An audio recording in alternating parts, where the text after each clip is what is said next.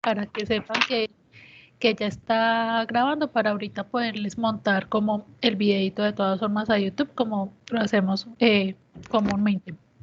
Dale. Antes de comenzar como con la clase, niños, primero quisiera saber varias cosas. Primero, en términos generales, ¿cómo se sintieron en general, no con epidemiología, primero en general, cómo se sintieron como con la realización de los exámenes a través de esta metodología? ¿Les fue bien, les fue mal? ¿Cómo se sintieron?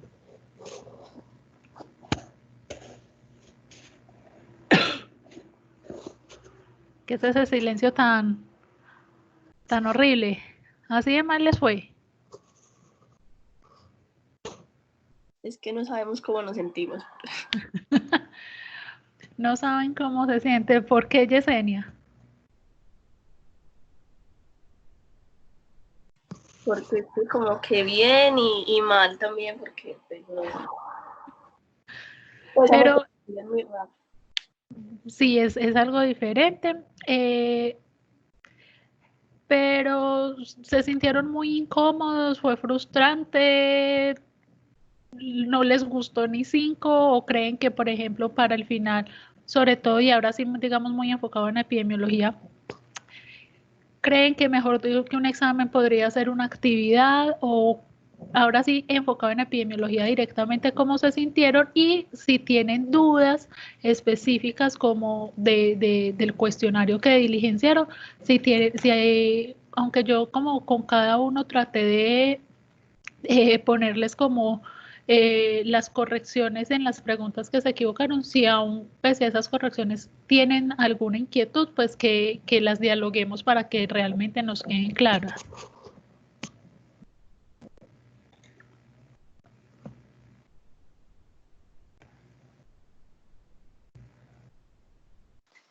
Pues porque me parece muy acertada como la retroalimentación que había después, pues porque igual tú le mandas a uno lo que se equivoca, entonces me parece como muy importante esa retroalimentación. Pero, por ejemplo, a mí sí me parece que ese examen estaba durito, o no sé, o sea, a mi punto de vista. Estaba listo, no. Profe, Ya te voy a... Dime María Alejandra y ya continúo contigo María Camila. Dime María Alejandra. no sé, profe, pues por ejemplo de lo que yo te había como escrito, que a mí me parecía muy raro porque lo que a mí me había dado igual sí era parte de las respuestas, entonces uno se confía de eso. Entonces, pues no sé si hay la posibilidad de poner opciones que no den ni aunque uno lo intente. Listo, entonces, bueno, el examen estaba como un poquito complicado. Eh, sí, les voy a decir por qué sí y en parte del por qué sí está como en la sugerencia que María Alejandra hace, que la voy a tener como muy presente, eh, porque sí pudo llegar a ser confuso para algunos de ustedes. ¿En qué sentido? En que, por ejemplo, en los ejercicios, yo en todos los ejercicios que si bien eran como muchas preguntas, pues realmente eran como 3 ejercicios, solamente que en uno les preguntaba un valor, en otro les preguntaba otra cosita relacionada con el mismo ejercicio. Pero, por ejemplo, en las medidas de asociación, yo en las opciones de las respuestas, yo calculaba o calculé, digamos, el RR y el OR para cada uno de esos ejercicios y les colocaba las definiciones de las dos respuestas. Entonces, por ejemplo, si era un estudio de cohorte y calcularon el OR, claro, les aparecía como una de las posibles opciones de respuesta numéricamente, pero en la interpretación digamos que no era una respuesta correcta o no era, pese a que el número les daba, la interpretación no era, o esa no era la respuesta adecuada porque había que interpretarlo como el riesgo relativo, o en el caso de que fuera la interpretación de uno de casos y controles. Yo también les ponía las respuestas y si lo hacían matemáticamente, obtenían el OR y el RR, les daba las dos medias, los números que ahí les aparecían y eso les pudo generar, digamos, alguna confusión, eh, pero había, digamos, que leer como la frase entera. Entonces, yo sí estoy de acuerdo con María Alejandra en que pudo llegar a ser confuso y que, pese a que, por ejemplo, yo digamos que, pero obviamente uno lo hace y uno mismo se responde, entonces para uno, a uno se le hace pues como que está muy fácil. Evidentemente, y el grupo, digamos que el martes yo les había comentado, solamente una estudiante me pidió 5 minuticos adicionales para poder como culminarlo. Yo dije, no, pues está como para hacerlo en las 2 horas, pero sí creo que pudo haber estado, digamos, o sea, los nervios ahí, no solamente en un examen virtual, en un examen presencial, en todos lados, los nervios pueden jugar como malas pasadas. Entonces eso como que también pudo haber influenciado.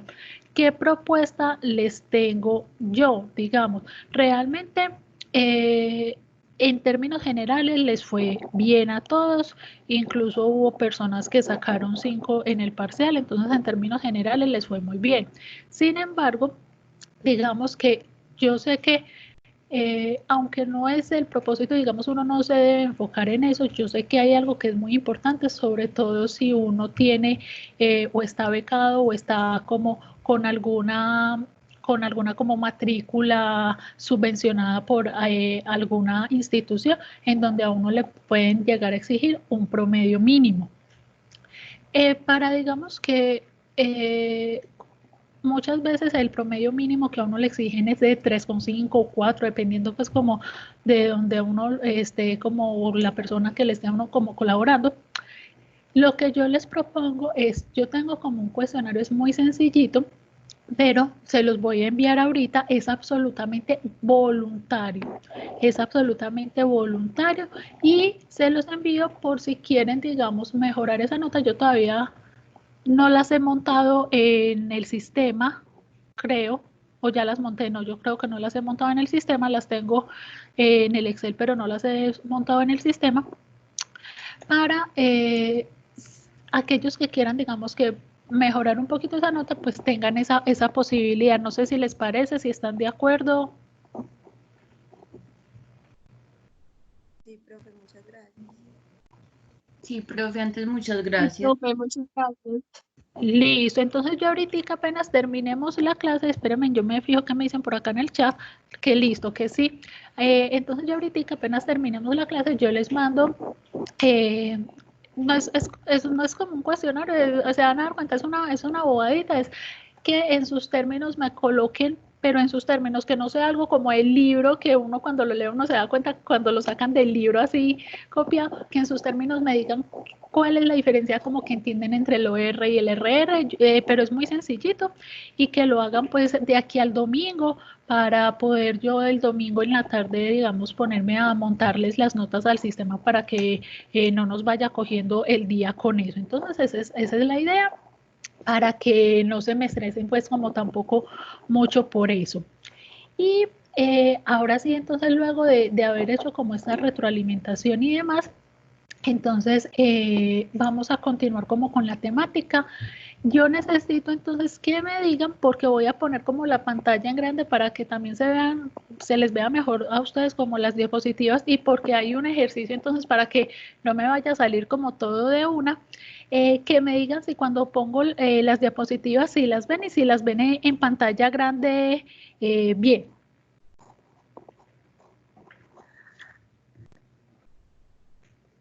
Sí, profe. Listo. Entonces, digamos que hasta antes de Semana Santa, porque las 2 semanas pues anteriores lo que hicimos fueron repasitos, habíamos empezado a ver el tema de los estudios epidemiológicos y habíamos empezado a mirar como unas características generales, y nos fuimos, digamos, a mirar con más detenimiento los estudios observacionales.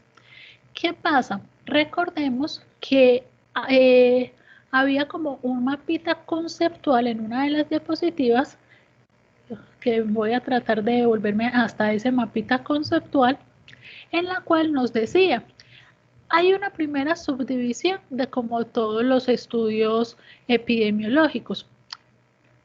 Y esa subdivisión es unos que son estudios observacionales, en donde no generamos ninguna intervención o donde no generamos ninguna modificación o nosotros no asignamos las exposiciones y hay unos que son experimentales. Nosotros, digamos que en este transcurso de tiempo nos habíamos dedicado a los estudios observacionales en donde nosotros no interveníamos o no generábamos la exposición de manera directa, sino que seleccionábamos grupos que ya estaban expuestos por obra y gracia del Espíritu Santo, porque la vida lo quiso así, porque se construyó la fábrica y ahí vivían perritos alrededor, pero nosotros no fuimos los que construimos la fábrica para que los perros vivieran ahí alrededor. Entonces, por cosas de la vida, esas poblaciones ya estaban expuestas a esas exposiciones. En los estudios experimentales, esa va a ser la gran diferencia. Las exposiciones, nosotros como investigadores somos quienes las vamos a determinar y somos quienes vamos a tener o vamos a controlar quiénes van a estar expuestos y quiénes no van a estar expuestos. ¿Qué pasa con los estudios experimentales o los ensayos clínicos? Tienen una característica muy importante y es que generalmente el uso usual que se hace de estos estudios es para determinar si nuevos medicamentos, si nuevas terapéuticas, si nuevos tratamientos, digamos, ayudan a disminuir efectos secundarios, ayudan a mejorar o a disminuir la tasa de mortalidad, ayudan a mejorar la sobrevida de los animales, ¿cierto? Entonces, cuando yo digo esto, hay que tener en cuenta algo.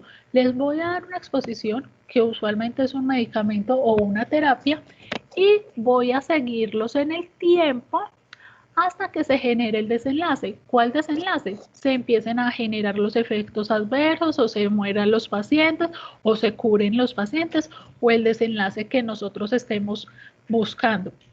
Porque esto es importante para mirar que como le hacemos seguimiento, es un estudio longitudinal.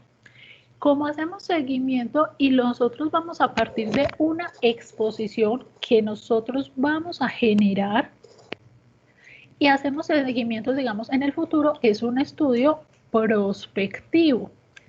Y siempre en los ensayos clínicos, para poder establecer si un medicamento o una terapia, digamos, funciona o no funciona, la tenemos que comparar o con un placebo o con un tratamiento estándar o con otro medicamento.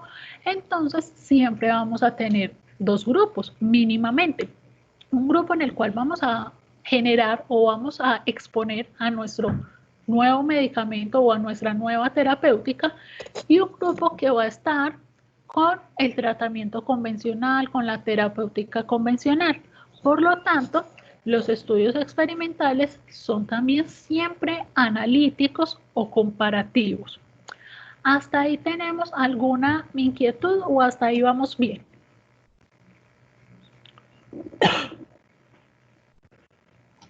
Profe, bien, puede seguir, pues. Listo. Creo que fue María Camila, pero no estoy muy segura, entonces a la que haya sido, muchas gracias. ¿Qué pasa? También acá es importante algo. Miren, me voy a pasar a esta diapositiva y ya me voy a volver a la anterior.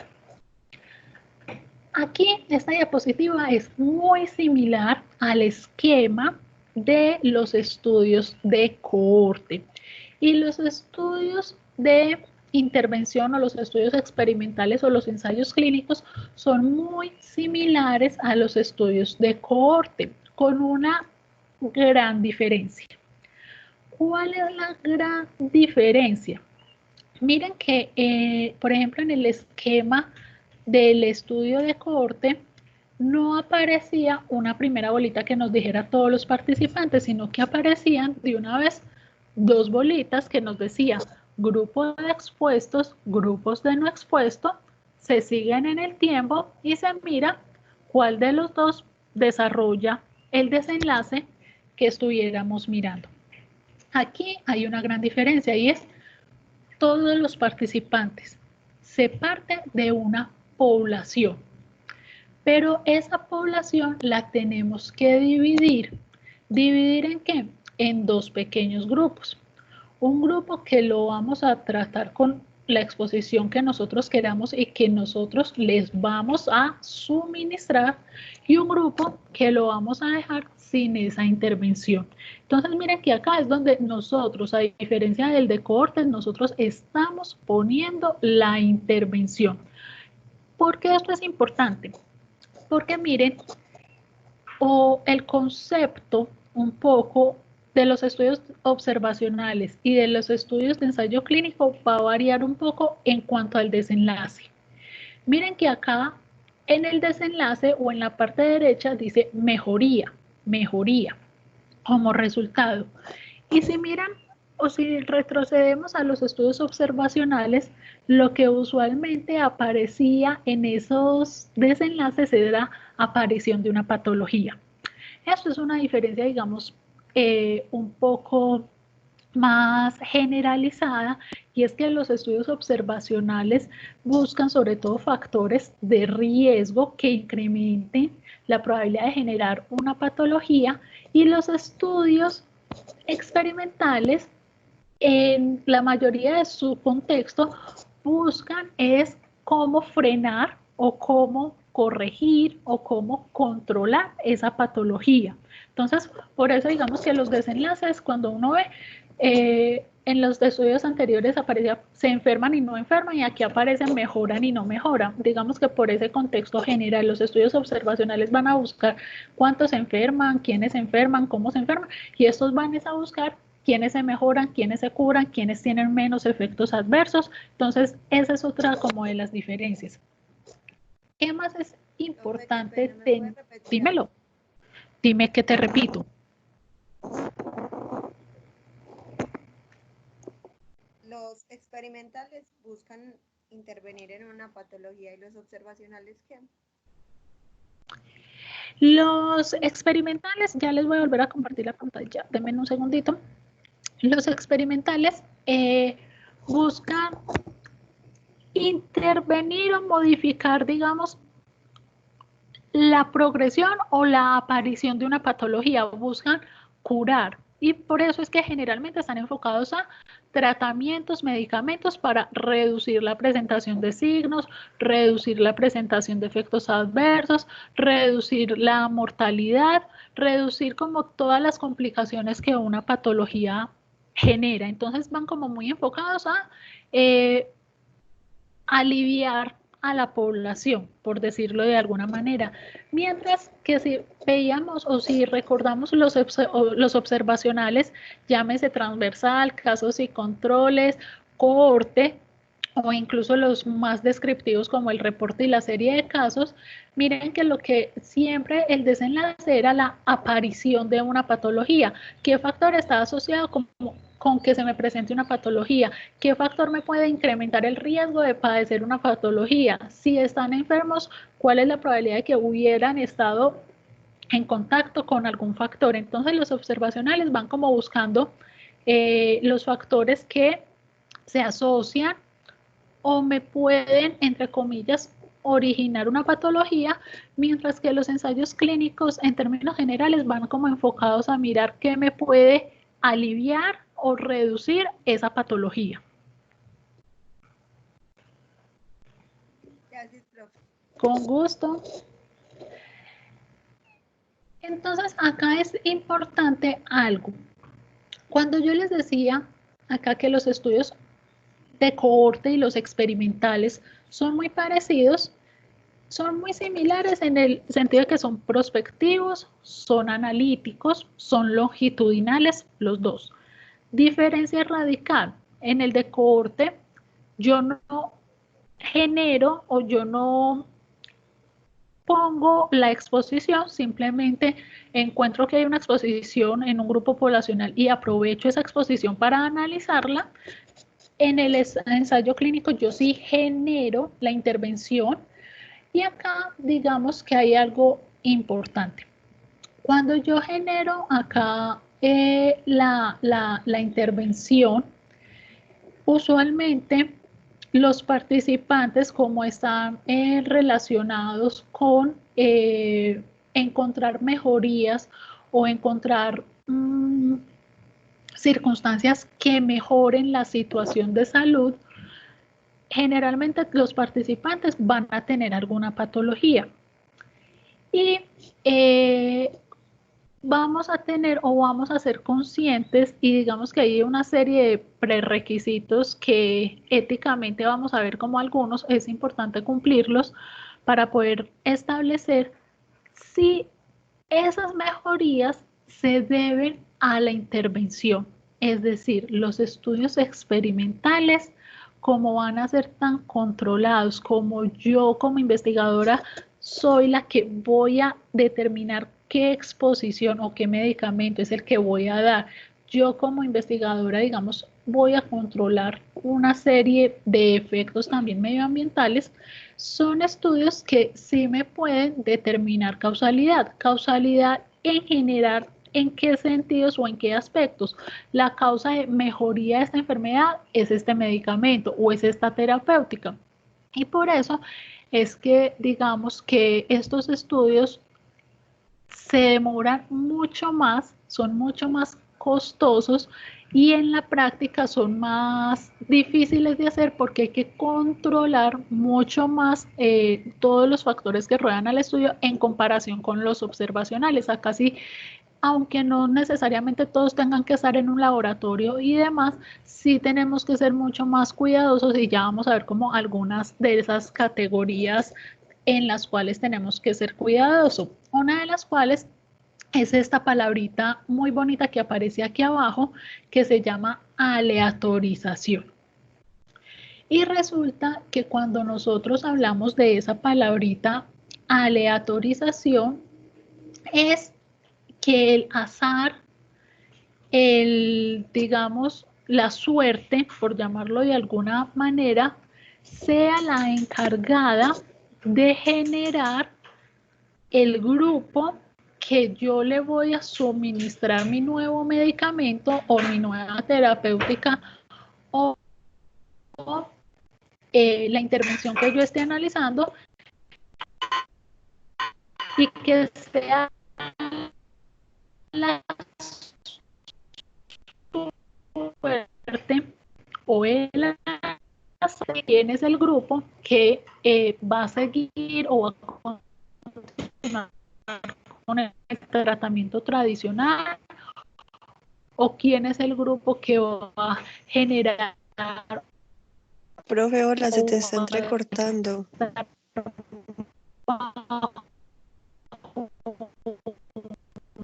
Tratamiento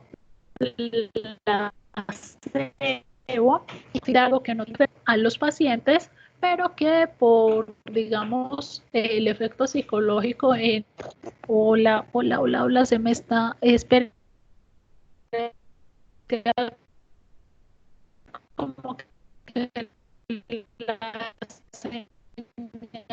se me había ido, pero ya otra vez recuperamos el audio. Que ya que en los estudios observacionales, miren que los estudios observacionales simplemente eran los animales expuestos y eran los animales que no estaban expuestos, eran los animales que ya estaban enfermos y buscábamos a alguien que no estaba enfermo, pero los grupos, mal que bien, ya venían como prediseñados. Aquí tenemos que diseñar los grupos y esa aleatorización es que no vamos a ser nosotros los que vamos a asignar a quién vamos a generarle la intervención o a quién le vamos a dar el nuevo medicamento y a quién lo vamos a dejar con el tratamiento convencional. ¿Por qué es importante generar esa aleatorización? Es un poquito, o bueno, un poquito no, tiene que ver mucho con la parte ética. ¿Por qué? Resulta que imagínense que estamos en una finca donde solamente son vacas Holstein y nosotros queremos saber si la estabulación genera o, bueno, acá lo voy a poner con una patología, aunque no es el objetivo ideal de los estudios clínicos, pero lo voy a poner con una patología. Queremos saber si la estabulación genera laminitis. Nosotros vamos a construir el establo. Ya sabemos que tenemos todas mis vaquitas Holstein, tenemos 30 vaquitas Holstein, todas entre el tercero y el sexto parto, todas bonitas ellas. Y resulta que luego de que yo construí el establo para poder determinar si la estabulación me genera laminitis o no, yo digo, ay, a esta vaquita que es de ojos coquetos, que me pestañea cada que me ve, que me sigue y demás, ay, yo a esta vaquita la voy a dejar mejor en el pastoreo. A esta vaquita que está un poquito más bajita de peso, que tiene una mirada triste y que me cae mal, a esta la voy a meter allá en la estabulación. Ay, a esta vaquita que tiene una mancha que a mí no me gusta y que está como más peludita de lo normal, también la voy a meter en la estabulación. Pero a esta que está muy bonita y que es tierna y que es amable conmigo, a esta la voy a dejar en pastoreo. Si yo lo hago de esa forma, puedo estar generando alteraciones en esos resultados, porque puedo estar, digamos, no teniendo en cuenta algunas características basales que me pueden generar diferenciación. Quién sabe si esa vaquita que estaba toda peluda era que tuviera un problemita por allá nutricional y que ese problemita nutricional fuera el que favoreciera que sí le dio laminitis allá en la estabulación. Entonces, de ahí la importancia de generar la aleatorización, que yo no puedo, dentro de todos esos pacientes que son aparentemente similares, generar, basado simplemente como en mis gustos o en mis preferencias, seleccionar a quienes les voy a dar el nuevo medicamento o a quienes les voy a poner una intervención que se supone va a ser mejor que lo habitual y a quienes los voy a dejar en lo habitual o a quienes les voy a dar algún placebo. Entonces, éticamente, por eso es que se debe de hacer la aleatorización. Miren acá, fue la asignación de los pacientes al tratamiento realizada de manera aleatoria. Eso es lo que les decía ahorita. Yo acá, para generar esa aleatorización, me voy a devolver, no necesito procesos muy sofisticados. Por ejemplo, volvamos o imaginémonos otra vez las 30 vaquitas Holstein. Yo lo que puedo hacer simplemente es coger una bolsita negra y coger 2 bolas de ping-pong, y es algo que se hace rutinariamente, aunque no lo crean, y coger bolitas de ping-pong, una verde, por ejemplo, y una blanca. Numerar a todas las vaquitas y coger a la vaca número 1. Vaca número 1, meto la mano. Salió bola verde, se va para estabulación. Salió bola blanca, se fue para pastoreo. Vuelvo y pongo las bolitas. Vaca 2, saco la bolita. Salió bola verde, se va para estabulación. Salió bola blanca, se va para el otro. Y así, digamos que yo garantizo que yo no generé o no modifiqué o no tuve en cuenta como alguna preferencia particular para modificar o para generar esos grupos. Entonces, otra de las formas, digamos, que se hacen y cada vez se hace más rutinaria es a través de lo que se conoce como números aleatorios. Y esa vaina de números aleatorios no es solamente, sino que yo pongo en Excel como toda mi población, pongo las 30 vaquitas, vaca 1, 2, 3, 4, hasta la 30. Y le digo a Excel, muéstrame un número aleatorio entre 1 y 2 para cada una de estas 30 animales. Y a la vaquita que le dio el número 1 se va para estabulación. Y la vaquita que le dio el número 2 se va para pastoreo. Y yo tuve que estar pendiente, o yo sabía cuál era la vaca 1, cuál era la vaca 2, cuál era la vaca 3. No necesariamente. Entonces, de esa forma yo garantizo que los dos grupos sean muy similares, no solamente en las características fenotípicas, sino que sean también similares en algunas de las características que pueda que yo no haya evaluado o yo no haya tenido en cuenta. Adicionalmente, también digamos que voy a garantizar que yo no privilegié a algunos sujetos en comparación con otros. Y acá es importante algo. Yo ahorita les hablaba del placebo y les decía, el placebo es algo que simplemente le damos, pero que no tiene ningún efecto farmacológico sobre los pacientes, pero que por el efecto psicológico, los pacientes pueden mostrar alguna mejoría. Usualmente los placebos cada vez son más restringidos. ¿Por qué? Vuelve y juega las cuestiones éticas. No es ético que yo a un grupo le esté dando unos medicamentos que teóricamente los van a mejorar y a otro grupo no le esté haciendo nada. Eso no es para nada ético. Lo que se hace actualmente con los ensayos clínicos es que a un grupo le doy, digamos, el nuevo medicamento. Hola. Hay un grupo, pues hay 2 chicos que no están viendo las presentaciones. Ay, espérenme a ver. Hay unos que no están viendo. Sara, profe, no se ven las diapositivas. Espérenme y a ver si así me dicen porfa por el micrófono, porque cuando la pongo grande no logro ver el chat. Si ahí ya sí todos la ven. Yo sí. Estamos en ensayos clínicos, ¿cierto? Sí, señorita. Ah, bueno, es que ahorita se había tildado en la que es el la de los cuadritos rosaditos aleatoriamente. Ahí pasé la diapositiva. ¿Logran Sí, visualizar? Listo, perfecto. Listo, entonces ahora sí ya estamos bien. Entonces, les estaba diciendo que esa aleatorización, que ese placebo antes era muy usado, actualmente lo que se recomienda es el nuevo medicamento versus el tratamiento convencional o el tratamiento típico. Vuelve y juega. ¿Por qué? Porque no es ético dejar a un grupo de pacientes sin tratamiento, sabiendo que entonces van a tener todas las dificultades de la tecnología, que si la enfermedad es mortal, pues se van a morir finalmente, que van a tener como una serie de complicaciones. Entonces, lo que se hace en la actualidad es siempre generar el tratamiento o la droga que se quiera como probar en un grupo y en el otro grupo seguir o continuar con el tratamiento convencional, pero que todos reciban el tratamiento para que todos tengan la posibilidad, digamos, de curarse, porque acá lo que nos interesa es mirar si esos medicamentos son mejores, son menos dañinos que los tratamientos usualmente convencionales. ¿Qué más es importante tener en cuenta en estos ensayos clínicos? Miren acá que yo tengo como 2 preguntas ahí.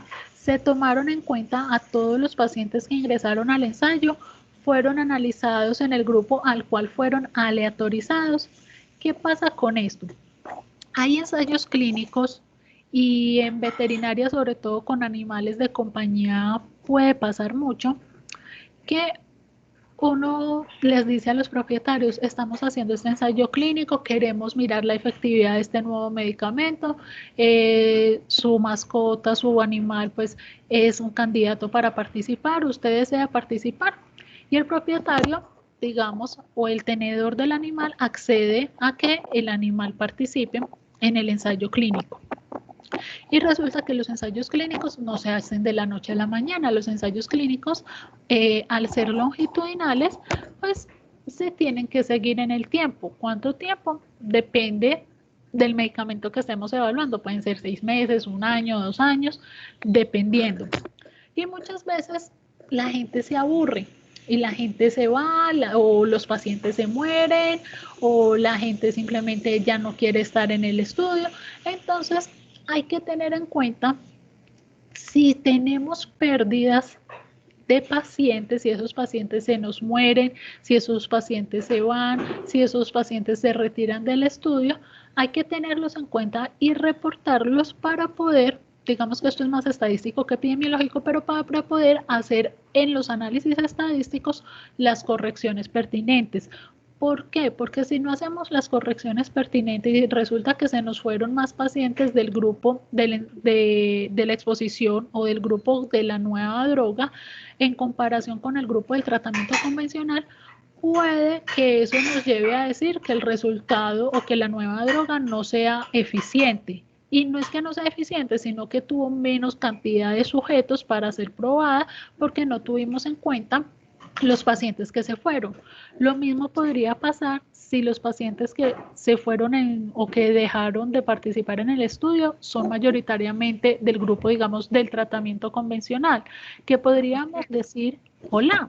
Pero cuando uno como propietario accede a ese tipo de estudios, pues uno no tiene como una cláusula de permanencia.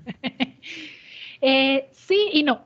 ¿Por qué te digo que sí y no? Teóricamente los consentimientos informados y para participar en este estudio, uno no puede obligar a nadie a participar y quedarse ahí a la fuerza. Siempre debe de haber, o sea, uno siempre les dice que se comprometan, que estén conscientes como de todas las situaciones, y uno trata de hacer como toda la campaña y todo el acompañamiento, pero uno no los puede obligar y siempre tiene que haber algo en esos consentimientos informados que diga que él acepta voluntariamente y que si él se desea retirar del estudio, lo puede hacer en cualquier momento, en cualquier circunstancia, que ninguna acción se va a tomar en contra de ellos. Entonces, infortunadamente, ellos se pueden retirar en cualquier momento.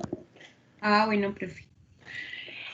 Listo, entonces siempre tener, bueno, les venía diciendo que si por ejemplo la mayoría de pacientes, por ejemplo, que se mueren o que se van del estudio son del grupo del tratamiento convencional, podemos llegar a decir, si no tenemos en cuenta esas pérdidas, que el tratamiento sí es efectivo, cuando lo que pasa es que por efectos de esas pérdidas se analizaron más en el nuevo tratamiento que en el grupo control. Entonces, hay que tener muy en cuenta esas pérdidas y reportar los motivos, si fue que abandonaron el estudio, o si fue que se perdió el contacto, o si fue que se murió, o cuál fue el motivo para que esos pacientes no se siguieran analizando para poder controlar estadísticamente esos efectos.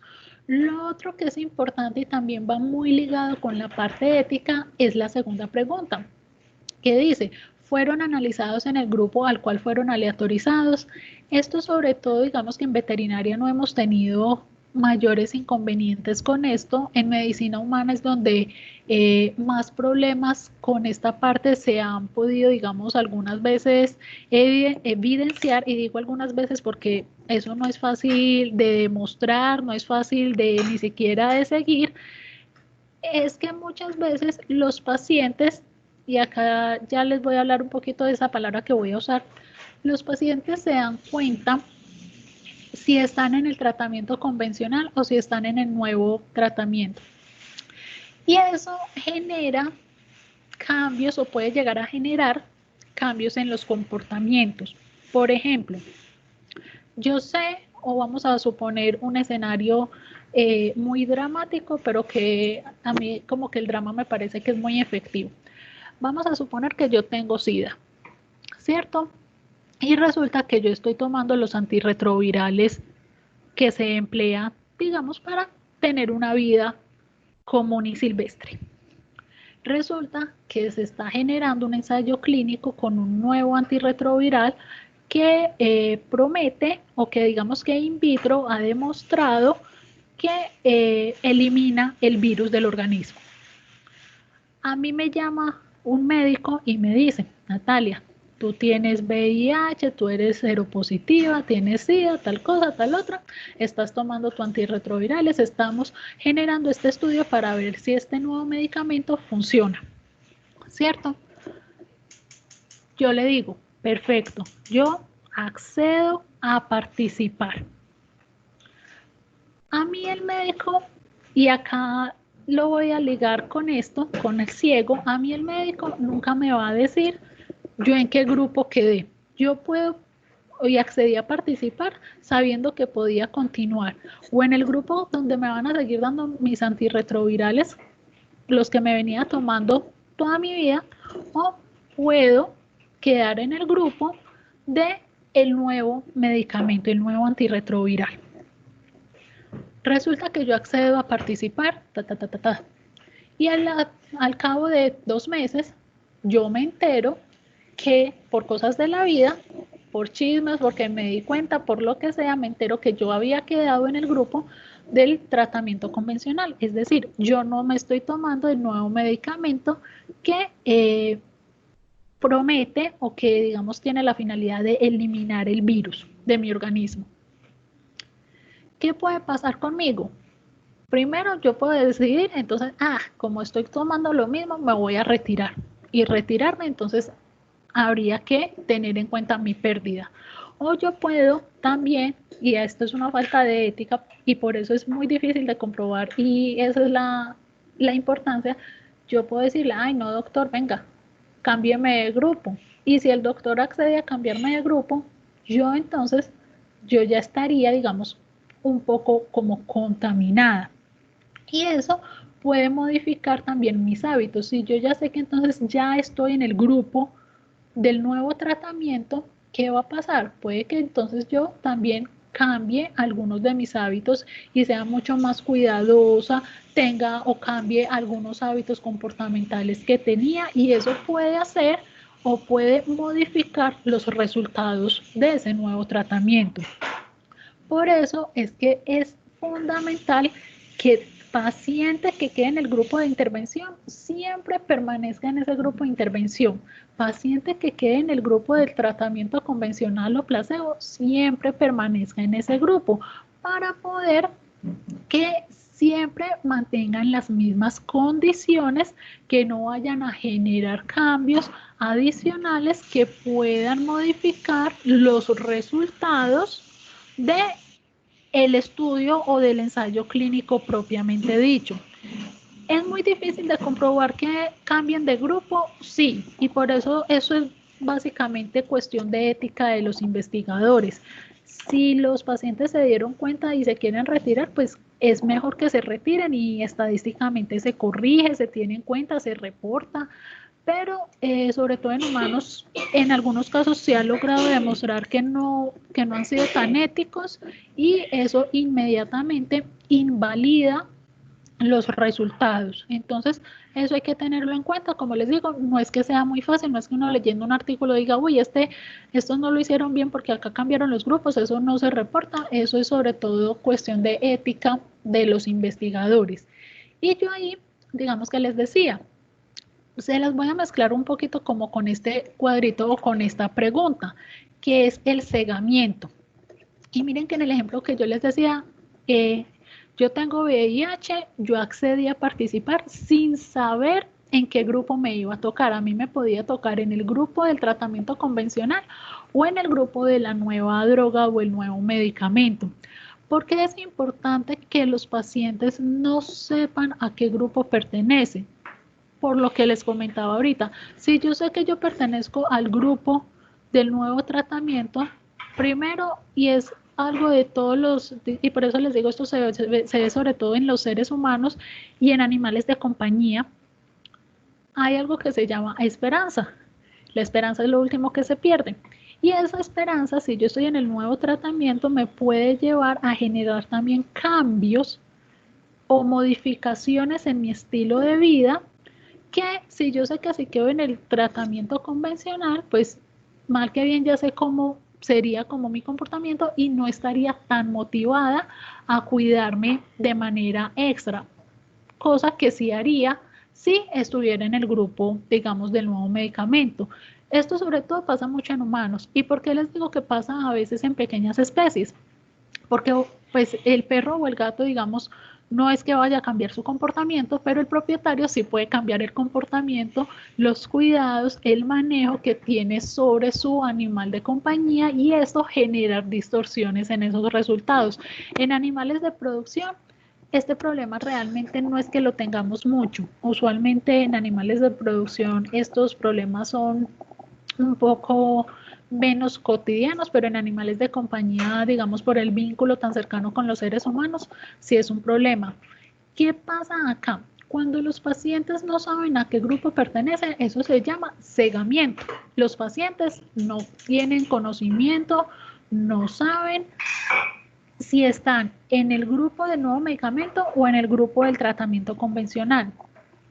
No todos los ensayos clínicos pueden hacer ese cegamiento. ¿Por qué no todos los ensayos clínicos pueden hacer ese cegamiento? Pongámonos en este caso. Vamos a suponer que soy yo la que tiene cáncer, ¿cierto? Y entonces el ensayo clínico es para mirar si la radioterapia si la radioterapia es mejor que la quimioterapia. vamos a suponer, radioterapia versus quimioterapia. Ahí no hay forma de ninguna clase que yo no me entere en cuál de los dos grupos estoy, o estoy en radioterapia o estoy en quimioterapia, pero el paciente va a saber, ¿cierto? Entonces, hay momentos o comparar una cirugía versus otro tratamiento que no sea quirúrgico. Ahí los pacientes indudablemente van a saber a qué tratamiento o a qué intervención, digamos, quedaron. Eso no invalida el estudio, genera algunas limitaciones por lo mismo, porque los pacientes pueden generar algunos cambios y por eso es que se recomienda que en lo posible los pacientes no lo conozcan, pero hay que ser conscientes que pues no siempre esta parte va a ser posible. Acá miren que hay una palabrita, o bueno, dos palabritas, que dice doble ciego. Ese doble ciego hace relación a que los pacientes no sepan en qué grupo quedaron, si quedaron en el grupo de la nueva intervención o si quedaron en el grupo de el tratamiento convencional, y adicionalmente que el investigador tampoco sepa. Y uno dice, y entonces si el investigador no sabe, ¿cómo va a hacer, por ejemplo, el análisis estadístico? Aquí lo que se busca es que, por ejemplo, si yo soy la persona que va a estar pendiente de darle el medicamento a un paciente o suministrarle las pastillas o suministrarle las recomendaciones, que yo que soy la persona que hago eso, yo no sepa cuál de los dos es, para evitar sobreasesorar o asesorar más vagamente a alguno de los dos grupos. Entonces, siempre en el equipo puede ser el que hace el análisis estadístico, puede ser el investigador secundario, que alguien sí sepa qué paciente estuvo en cada grupo para poder, digamos, hacer todo el control y poder hacer los análisis estadísticos, pero a veces se recomienda que la persona, digamos, que va a estar más en contacto con esos pacientes, tampoco sepa a cuál de los dos grupos pertenece, para evitar, digamos, también un poco alteraciones o o generar mayores consejos o predisponer a los pacientes, porque eso lo podemos hacer de manera consciente, pero también lo podemos hacer de manera inconsciente, porque cuando nosotros estamos probando un nuevo medicamento, pues queremos es que funcione. Entonces, en esa querer que funcione subjetivamente, inconscientemente, podemos generar algunos errores. Entonces, a eso es lo que hace relación el doble ciego. Tampoco, no siempre es posible, es lo que se recomienda, pero no siempre es posible. Y digamos que la otra característica que es bien importante es lo que les comentaba también un poquito. Me voy a volver a la gráfica, a este cuadrito o a esta diagramita. Todos los participantes, que es la primera bolita, que sean lo más homogéneos posibles, que sean los más similares posibles, y que para eso también se hace la aleatorización, para que si hay características que clínicamente o físicamente yo no logro diferenciar, pues que el azar, la suerte, me ayude a que se balancee esos grupos, porque es importante que, digamos, esa población, o cuando yo haga la diferenciación de grupos, queden lo más similares posibles. Volvamos al ejemplo, por ejemplo, valga la redundancia, de la estabulación y la laminitis.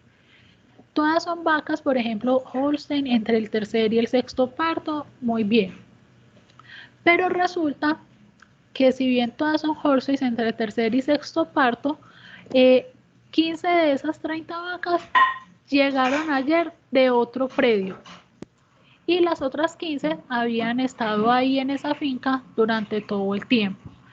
Si yo no la autoricé, puede que yo haya generado que las 15 vacas que llegaron de otros predios sean las que se me vayan a estabulación. Y puede que yo no haya, digamos, generado o tenido el suficiente control para asegurar que esos animales no estuvieran enfermos con anterioridad. En este sentido, yo puedo estar predisponiendo el desenlace, porque esos grupos no eran similares, no sabíamos cuáles eran las condiciones de manejo, no sabíamos cómo estaban esos cascos antes de que llegaran a la finca, no sabíamos, digamos, esos antecedentes patológicos.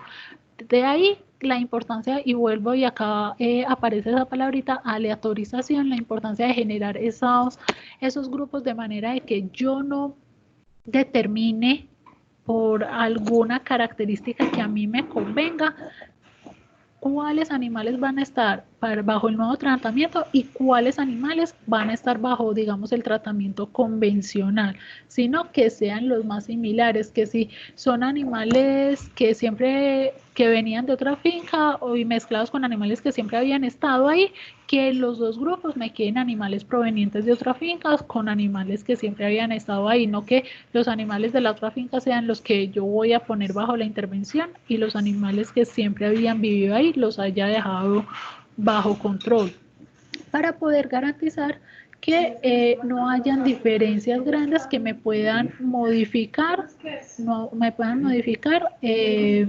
esos resultados. Voy a poner esto chiquito para fijarme en el chat y para preguntarles. ¿Tenemos preguntas hasta el momento? No, profe, súper claro. Listo. Entonces voy a volver a compartir la presentación. Y la voy a poner aquí grandecita. Espérenme un segundo que Estefanía por acá escribió. Listo, no, profe, listo, perfecto. Entonces voy a poner aquí la presentación. Listo. Entonces acá tenemos, digamos, un escenario. Y en el escenario, digamos, es un tratamiento o un medicamento para reducir la mortalidad. Entonces, ¿qué pasa? Dice, hay un estudio en el cual a los 2 años de seguimiento se murió el 10% en el grupo del tratamiento de la droga que estábamos probando para ver si reducía o si no se me morían los pacientes de alguna patología, y se murió el 15% en el grupo que tenían, digamos, el medicamento estándar para esa patología que se esté analizando. ¿Qué pasa? Como todos los estudios, digamos, analíticos, tiene una serie de medidas de asociación. Entonces, el estudio experimental no es ajeno a estas medidas de asociación. Miren que la primera medida de asociación es la misma medida que los estudios de cohorte, el riesgo relativo. Y lo que nos va a decir ese riesgo relativo es cuántas veces más probable es que ocurra el evento en aquellos que están bajo el tratamiento nuevo, comparándolos con los que están, digamos, en el tratamiento convencional o en el grupo de placebo y demás. Ahí yo les pongo como la interpretación del RR, que es lo mismo, recordar que si es mayor de 1, es que el efecto sucede en mayor medida en el grupo de tratamiento, y que si es 1, es que no hay, digamos, una diferencia o el desenlace es igual en el grupo del nuevo tratamiento en comparación con el tratamiento convencional, y que si es menor de 1, es que el desenlace se presenta en menor medida en el grupo de tratamiento nuevo en comparación con el grupo del tratamiento convencional. Entonces, esa es, digamos, la primera medida. Acá, bueno, listo, digamos que yo ahí les tengo como el ejemplo. Entonces, yo quiero que nos devolvamos y me dice acá en el texto, en el grupo, digamos, del tratamiento de la nueva droga o del nuevo fármaco se murió el 10%, es decir, la incidencia de muerte fue del 10%. Y la incidencia de muerte en el grupo de control fue del 15%. Acá el riesgo relativo se obtiene igual que si fuera un estudio de cohorte, dividido la incidencia en el grupo de tratamiento, que sería 10 o 0.10, entre o sobre la incidencia en el grupo del tratamiento convencional o del grupo control, por llamarlo de alguna manera, que sería una incidencia del 15%. Y miren que a diferencia, y esto es importante acá, porque acá en los estudios de cohorte usualmente nos daban mayores de 1 o esperábamos que nos dieran mayores de 1 para poder decir que estaba asociado con la presentación. Lo que uno busca, o generalmente lo que se busca en los estudios de ensayos clínicos, es que esas medidas de menos de 1. ¿Por qué? Miren que por acá, si yo divido el punto 10 entre punto 15, eso me da punto 67.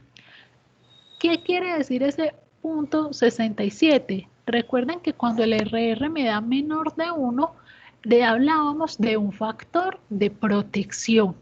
Es decir, el medicamento o el nuevo medicamento es un factor de protección frente a la muerte en comparación con el medicamento habitual o con el medicamento, digamos, tradicional.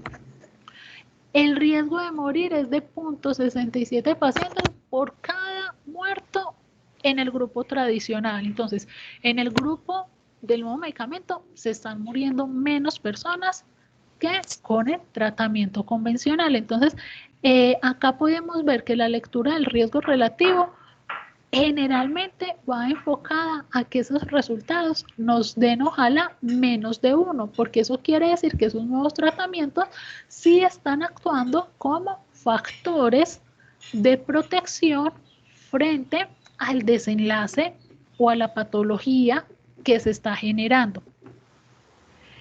¿Qué pasa con la reducción absoluta del riesgo? La reducción absoluta del riesgo básicamente nos va a expresar en términos de porcentaje, ¿cierto? ¿Qué tan efectivo fue o no fue el tratamiento? Esta medida usualmente no se reporta. ¿Por qué usualmente no se reporta? Porque digamos que no es muy útil en términos de que cuando hablamos de esa palabra absoluta, quiere decir que como que si lo hubiéramos comparado con muchos otros tratamientos, y usualmente la comparamos es como con otro tratamiento convencional. Entonces, se las menciono porque va a ser muy importante para el número necesario a tratar, pero usualmente como medida de reducción o como medida de efecto, esta medida no se reporta. ¿Cómo se obtiene? Simplemente haciendo una resta. ¿Cuál resta? Digamos, la cantidad o la incidencia del desenlace en el grupo control y le resto el desenlace o la proporción del desenlace en el grupo que estuvo intervenido. Si recordamos el ejemplo, nos dice que en el grupo que no se tomó el medicamento, que estaban con el medicamento normal, se murió el 15%. Mientras que el grupo que estaba con el nuevo medicamento se murió el 10%. En este sentido, si le restamos a 15, le restamos 10, nos queda el 5%. Quiere decir que el beneficio absoluto o la reducción absoluta de la mortalidad de este nuevo medicamento es del 5%. Les repito, yo generalmente, matemáticamente, siempre lo pongo a sacar, pero no tanto por la interpretación práctica, porque en la práctica no tiene mucha injerencia, sino porque es importante para sacar el número necesario a tratar, que ya vamos a ver en qué consiste. Miren, aquí hay otras dos medidas, que son las dos medidas, digamos, las otras dos medidas básicas que se obtienen con los estudios de intervención o con los estudios de los ensayos clínicos. La primera es la reducción relativa del riesgo, es decir, en cuánto realmente reduce la mortalidad, para el ejemplo, ese medicamento en comparación con el otro medicamento. Miren que en la absoluta era como que si lo estuviéramos comparando como con todos los medicamentos, y por eso yo les digo, en la práctica realmente no se utiliza mucho porque es muy determinista y es peligroso utilizarlo. Lo que generalmente se utiliza es la reducción relativa del riesgo. ¿Qué es que es la comparación o es lo que realmente la probabilidad que me llegaría a reducir ese nuevo fármaco en comparación con el fármaco habitual. La forma más fácil de obtenerlo, también como la reducción absoluta, es una resta. ¿Y una resta entre quién? 1. ¿Y qué significa ese 1? El 100%. Ese 1 significa como la totalidad del efecto que se pudiera tener con todos los medicamentos. Y el punto 67 es el riesgo relativo, es decir, cuántos es la protección, en este caso porque me dio punto 67, que me genera el nuevo medicamento. Cuando yo hago esa resta, me da el complemento que me da punto 33 o me da 33% si lo multiplico por 100.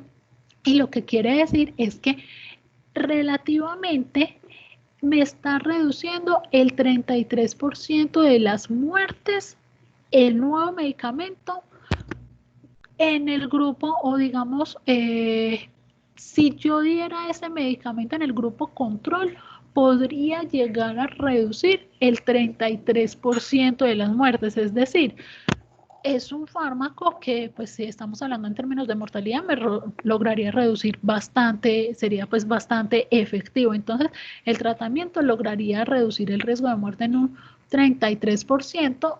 Si se lo diéramos, por ejemplo, o ahí dice que en relación al riesgo de ocurrencia en el grupo control, es decir, si le damos ese medicamento en el grupo también control, lograríamos reducir 33% de las muertes. ¿Qué pasa? Que para poder llegar a ver esos efectos o esas reducciones, eso no lo vamos a ver, digamos que en todos los pacientes, ¿cierto? Y por eso hay una medida que es bien importante, que es el número necesario a tratar. Y el número necesario a tratar es básicamente cuántos pacientes necesitamos o cuántos pacientes les tenemos que dar ese nuevo medicamento para poder evitar una muerte, para poder, pues una muerte en el caso del ejemplo, o para poder evitar un desenlace, o para poder, digamos, sí, evitar un mal desenlace, o en el caso del medicamento de mejoría, para poder obtener una mejoría o para poder obtener una curación, ¿sí? Para poder generar un desenlace. ¿Cómo se obtiene? Y por eso les decía que la reducción absoluta en la práctica, digamos, su interpretación no es importante, pero sí es importante para poder determinar este número. ¿Por qué? Porque la fórmula es el inverso de esa reducción absoluta, es decir, 1, y ese 1 también lo podemos interpretar como el 100%, dividido la reducción absoluta del riesgo, que para el caso del ejemplo nos había dado 5%. Si dividimos 1 entre 0.05, esa división da 20. ¿Qué quiere decir ese 20? Eso quiere decir que necesitaríamos darle ese nuevo medicamento a 20 personas durante 2 años para poder evitar una muerte. ¿Qué pasa? Uno dice, listo. Aquí hay que empezar a hacer como una mezcla de todas estas medidas. ¿El tratamiento es efectivo? Sí, el tratamiento me reduce, digamos que en comparación con el tradicional, el 33% de las muertes. El medicamento por el riesgo relativo es un factor protector. Sin embargo, se la tengo que dar a muchos pacientes durante mucho tiempo para poder ver una reducción o para poder evitar una muerte. Para el caso del ejemplo, ¿es bueno o no? Ya entran también otros factores. ¿Cuánto es el costo de ese medicamento? ¿Qué tan fácil es adquirirlo? ¿Es más económico o menos económico que el tratamiento convencional? Ya ahí empezaría uno como a analizar otra situación, pero en términos generales, el medicamento, digamos, en el ejemplo, funcionaría. ¿Preguntas hasta este momento?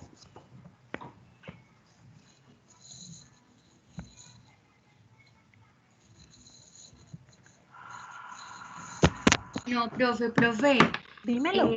yo quería hacer un comentario pues como suelto. Profe, también, pues aprovechando todo esto del coronavirus, ¿qué tipo de estudios se está haciendo entonces con el coronavirus? Pues como poniéndole en práctica lo que estamos viviendo en este momento. Listo, entonces con el coronavirus en este momento están en marcha todos los tipos de estudios habidos y por haber. ¿Cómo así? Hay estudios y digamos que es el fuerte en todo este momento, sobre todo con el desarrollo de vacunas, que básicamente son ensayos clínicos. Entonces, ese es el fuerte, digamos, de todos los estudios de coronavirus que en este momento están, digamos, a disposición para poder establecer una vacuna o poder determinar un, entre comillas, tratamiento preventivo para reducir el riesgo de diseminación y de adquirir la enfermedad. Entonces se están haciendo muchos ensayos clínicos para establecer estas vacunas.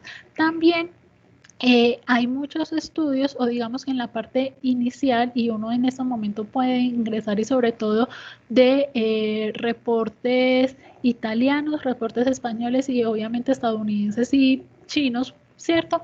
Muchos, sobre todo chinos, hay muchos reportes de casos y uno ve la fecha y son reportes de casos de diciembre y enero en la fase inicial, donde reportan como todas las complicaciones neumológicas que habían tenido como estos pacientes. Entonces, esos son los primeros estudios o con los cuales se están basando para poder continuar con los estudios. Entonces, con el coronavirus hemos visto, digamos, como toda la cadena de los estudios. También se están haciendo, y digamos que ese es el que se hace día a día, entre comillas, los estudios transversales, donde nos están reportando la prevalencia día a día, prevalencias puntuales del avance o de la presentación de coronavirus en todos los países. Entonces, estudios transversales para determinar prevalencia día a día de coronavirus, también los estamos visualizando en el día a día. Y ahí, digamos, los dos estudios también que hay, o he leído algunos de estos estudios en Estados Unidos, algunos estudios también chinos, estudios sobre todo de casos y controles. ¿Qué pasa? ¿Cuál es un estudio que, digamos, es el menos común que se ha visto en este momento? El de cohortes. El de cohortes todavía no se ha visualizado mucho. El de casos y controles sí se han hecho mucho, sobre todo cogiendo estos casos, estos enfermos de COVID, comparándolos con personas que han salido negativas en esta prueba para mirar los factores asociados y poder hacer como la cadena de seguimiento a qué estuvieron vinculados y poder hacer como todo el seguimiento epidemiológico de toda la trazabilidad de este virus. Los estudios de cohorte son, digamos, los que apenas están un poquito como en proceso de hacerse, y hay uno que otro, pero no son los más, no han sido como los más habituales. ¿Por qué? Porque la población, digamos, sana, recuerden que los de cohorte tenemos que partir siempre de población sana, todavía no, digamos, no se ha logrado como establecer, porque todos estamos como en el riesgo de padecer ese virus. Entonces, muy posiblemente estos son como los estudios que menos se han logrado determinar para poder establecer como las diferentes causalidades. ¿Qué pasa? Hay una rama de la epidemiología que es la epigenética, que es la epidemiología genética. Digamos que gracias a la epidemiología genética es donde, digamos, se ha logrado determinar un poco todas estas variaciones o todas estas mutaciones que el virus, y lograr establecer como todo el proceso genómico de este virus, y por lo cual se ha logrado establecer que, aunque siguen todas las teorías conspirativas, que este virus mutó de un murciélago. Esos son estudios epigenéticos que analizan como toda la variabilidad de todos estos virus. Pero entonces, en estudios con coronavirus hemos visto desde reporte de casos transversales, los vemos todos los días y a todas horas. Casos y controles también. Los de intervención los estamos viendo sobre todo con la generación o con la probabilidad de generar una vacuna, que como la mayoría y la OMS lo ha dicho, y yo se los decía ahorita, los estudios o los ensayos clínicos no salen de la noche a la mañana, todos queremos que salga todo en 15 días o menos, pero son estudios que se van a demorar, digamos que en el mejor de los escenarios, 4 meses, otros dicen que 18 meses, eso también depende mucho de la infraestructura y la capacidad económica que se tengan. Por eso digamos que infortunadamente varios se les ha encuestado o se les ha indagado a la OMS que si ellos creen que nosotros tenemos la capacidad de generar como esas vacunas, y a uno le da mucha rabia porque dicen no creemos que Colombia tenga la capacidad, pero no es que no tengamos la capacidad científica o la capacidad mental de hacerlo, sino que infortunadamente la capacidad económica en estos momentos puede que no la tengamos. Entonces sí estamos como un poquito limitados, pero en relación con estudios los estamos viendo casi que todos. El menos común de pronto es el de cohorte, pero el resto todos los estamos viendo. Ay, profe, muchísimas gracias, sino que pues obviamente como querer traspolar a lo que está sucediendo. Claro, no, total. Por acá Laura me pregunta, profe, una pregunta, ¿cómo se interpreta la reducción absoluta del riesgo, en este caso que nos dio el 0.05 o que nos dio 5%? La reducción absoluta del riesgo se interpretaría que en general, en términos globales, este nuevo medicamento, no solamente comparado con el control, sino que en general, y por eso les decía que en la práctica es un poco determinista, en general ese nuevo medicamento reduce 5% de la mortalidad para esa patología o para la patología analizada, pero que comparado casi que con cualquier otro medicamento, ese medicamento lograría reducir el 5% de las muertes. ¿Te queda claro, Laura? Sí, profe, gracias. Con gusto. Entonces, yo aquí voy a volver a colocar grande las diapositivas para que miremos una cosita. Entonces vamos a mirar este ejemplo y dice, se realizó un ensayo clínico para determinar si la metoclopramida generaba menos efectos secundarios que otro medicamento antiemético de uso ordinario.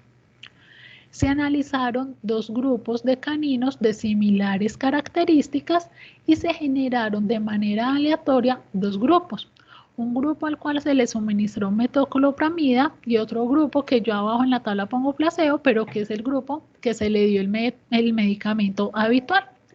Se realizó un seguimiento de 6 meses y se encontró que, entonces yo ahí pongo que calcular el riesgo relativo, calcular la reducción absoluta del riesgo, calcular la reducción relativa del riesgo y calcular el número necesario a tratar. Y acá les pongo la ya famosa tablita con la que siempre trabajamos. ¿Qué nos dice esta tablita? Entonces vamos a empezar. Nos dice que en total fueron 100 perritos los que estuvieron vinculados con este proyecto o con este ensayo clínico, donde a 50 perritos se les dio la metoclopramida y a 50 perritos se les dio el otro medicamento antiemético. Que dentro de esos 50 perritos que se les dio la metoclopramida, 15 perritos presentaron efectos adversos y que dentro de los 50 perritos que se les dio el medicamento antiemético común, 30 perritos presentaron efectos adversos. Yo acá lo dejo muy general. Usualmente cuando uno realmente está haciendo un ensayo clínico no lo deja tan general, sino que sí especifica pues cuál es el efecto adverso. Qué sé yo, hemorragias gastrointestinales, diarrea con sangre, dolor articular, pues uno sí especifica un poquito más. Yo acá digamos que por efectos de simplemente del ejemplo, lo dejé en efectos adversos, pero en la realidad uno sí debe de especificar cuál es el efecto adverso que está analizando. Entonces, digamos que dentro entonces del grupo de la metoclopramida, si 15 animalitos sí tuvieron efectos adversos, pues quiere decir que el 35 animalitos restantes no presentó, Y dentro del grupo que estuvo consumiendo el antiemético común, pues 20 animalitos no presentaron efectos adversos. El riesgo relativo lo voy a, digamos, a pasar medianamente rápido. Entonces, ¿qué es lo primero que hay que analizar acá? Como que si fuera un estudio de cohorte. Recuerden que como es riesgo relativo, se analiza muy similar a un estudio de cohorte. Lo primero que habría que determinar es la incidencia de efectos adversos en ese grupo de tratamiento. Entonces, la incidencia de los efectos adversos nuevos que se notaron en ese grupo de tratamiento fue 15 animalitos que sí presentaron efectos adversos dentro de los 50. Y eso nos da que es de 0.30. Luego habría que analizar la presentación de esos efectos adversos en los animalitos que estuvieron bajo el tratamiento convencional, que lo presentaron 30 animalitos de los 50. Y eso nos da que fue 0.60. Por lo tanto, cuando vamos a hallar el riesgo relativo, al hacer esa división de la incidencia en el tratamiento y la incidencia en el grupo del tratamiento convencional o del grupo placebo, por llamarlo de alguna manera, eso nos da 0.50. ¿Qué quiere decir ese 0.50? Que por cada paciente que genera efectos adversos en el grupo de placebo o en el grupo de tratamiento convencional, 0.5 pacientes o la mitad de los pacientes genera efectos adversos en el grupo de la metoclopramida. O digamos que de manera más general también podríamos decir, la metoclopramida sí actuó como un factor de protección y aquellos que están en el tratamiento de metoclopramida tienen menos probabilidad de desarrollar efectos adversos en comparación con los pacientes que están en el grupo del tratamiento convencional. ¿Hasta ahí claro en relación con el riesgo relativo? Sí, señora. Listo. La reducción absoluta del riesgo. Veíamos que es simplemente la resta o la diferencia entre la incidencia del grupo del tratamiento convencional menos la incidencia o el resultado del grupo de, en este caso, la metoclopramida. Entonces, 0.60 menos 0.30, eso nos da el 0.30 o 30%. En términos generales, la metoclopramida reduce un 30% o en un 30% la generación o la provocación de efectos adversos. Recuerden que este no es muy práctico porque, vuelvo y les digo, acá me estaría diciendo que casi que en comparación con cualquier otro medicamento, la metoclopramida reduciría el 30%, entonces siempre matemáticamente lo podemos obtener, pero en la práctica no se utiliza tanto. ¿Qué sí se utiliza? La reducción relativa del riesgo, que recuerden que para la reducción relativa del riesgo es simplemente la totalidad, es decir, 1 o 100%, si lo voy a manejar en porcentaje, menos lo que nos haya dado el riesgo relativo, que para el caso, o para este caso, nos dio 0.5. Y 1 menos 0.5, eso nos va a dar 50%. ¿Qué quiere decir ese 50%? Que la metoclopramida, para este caso, reduce en un 50% la aparición de efectos secundarios en comparación con ¿quién? Con aquellos tratamientos o con aquel tratamiento convencional que se le estuviera dando. Es decir, pues la metoclopramida sí funciona. Ahora, ¿cuántos pacientes necesitamos tratar con metoclopramida para poder ver que haya la reducción de estos efectos adversos en un paciente? Recuerden que este número necesario a tratar es 1 sobre la reducción absoluta del riesgo, y la reducción absoluta del riesgo nos había dado 0.30 o 30%. 1 dividido 0.30, eso nos da 3.3. ¿Qué quiere decir ese 3.3? Y miren que yo acá lo pongo en 4 y ya les voy a decir por qué. Se quiere decir que tengo que tratar a 4 pacientes con metoclopramida para poder visualizar que un paciente no va a tener efectos adversos, sea el efecto adverso que sea que estuviéramos analizando. Porque yo lo aproximo a 4 y digamos que esto es muy específico de ese número necesario a tratar. Usualmente cuando nos dan números decimales siempre nos dicen si da menos de 0.5 aproxímelo al número inferior y si da por encima de 0.5 aproxímelo al número superior. Pero como esta es la cantidad de sujetos, siempre que dé un número por encima de 0.1, es decir, que no nos dé como el valor exacto, sino con algún decimal, lo vamos a aproximar al número superior para poder garantizar si ver un efecto, digamos, positivo o si lograr ver un desenlace. Si solamente tratamos 3 sujetos, muy posiblemente no vamos a lograr o no vamos a visualizar la disminución de esos efectos adversos. Entonces, en el número necesario a tratar, siempre que nos dé decimales, siempre lo vamos a aproximar al número de arriba, aunque nos haya dado 0.1, 0.2, 0.3, siempre lo aproximamos al número de más arriba. Y querría decir que para poder visualizar que no se presenten efectos adversos, tendríamos que tratar a 4 perritos con metoclopramida. Preguntas hasta este momento.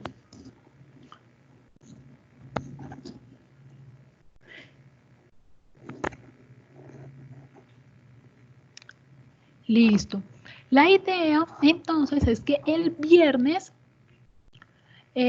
vamos a hacer como un tallercito con 2 o 3 ejercicios de estos ensayos clínicos para poder como obtener las medidas y acá, por ejemplo, esto después es muy sencillito, entonces el viernes hacemos como esos ejercicios y ya lo que viene básicamente es un tema como de vigilancia epidemiológica y de reporte, por ejemplo, sobre todo en lo que tiene que ver con enfermedades de notificación obligatoria, como hacer como el reporte ante el ICA, qué es eso de sensores, y posteriormente hablar como un poquito de cómo hacer como investigaciones, sobre todo como ahorita, no me acuerdo quién preguntaba, haciéndolo un poquito investigaciones de brotes, que si bien pues el coronavirus se han prendido como todas las campanas y alertas sanitarias, pues cuando se presentan enfermedades en animales,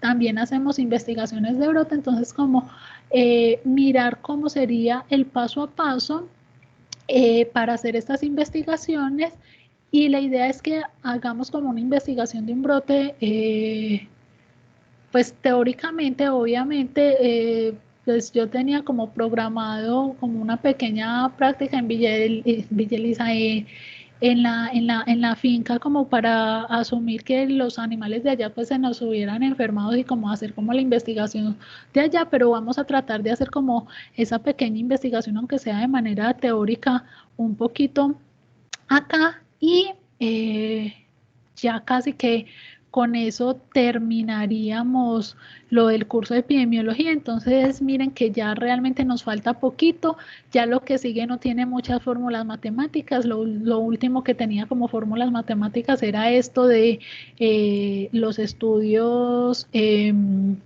ensayos clínicos, el resto no tiene mucha fórmula matemática, es mucho más conceptual. Paola me dice que el viernes es festivo, que si habrá igual clase.